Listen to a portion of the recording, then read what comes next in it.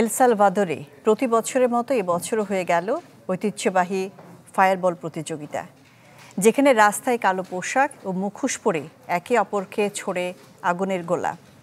এই প্রতিযোগিতায় অংশ নিতে দেশ বিদেশ থেকে জড়ো হয়েছেন হাজারো মানুষ।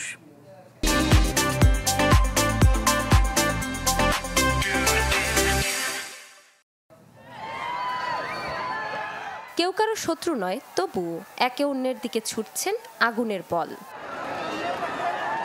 ভয়ের কিছু নেই, যুদ্ধ বাঁধেনি।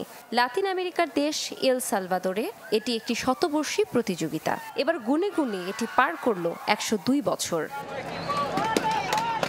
1658 সালে এল প্লায়নে ভয়াবহ অগ্ন্যুৎপাতের কারণে সেখানকার মানুষ চলে যান এল সালভাদোরের নেজাপায়। কোনো অপশক্তির ছায়া যেন স্থানীয়দের উপর না পড়ে, সেজন্য 1922 সালে শহরটিতে চালু হয় এই প্রতিযোগিতা, যা মূলত সাধু জেরোনিমোর থেকে অনুপ্রাণিত।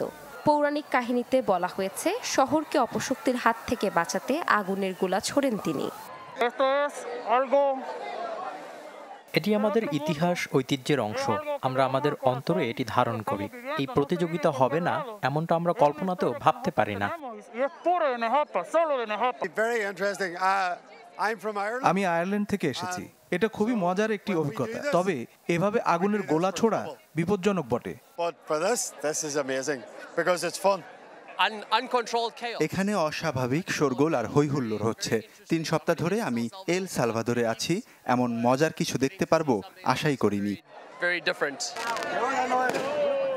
গায়ে যেন আগুন লেগে না যায়, সেজন্য আগুন রোধী রাসায়নিকের প্রলেপ দেয়া বিশেষ পোশাক পরতে হয় প্রতিযোগীদের। এছাড়া নিরাপত্তায় থাকেন ফায়ার সার্ভিসের কর্মীরা। ইফশিতা জামান, ডেস্ক রিপোর্ট।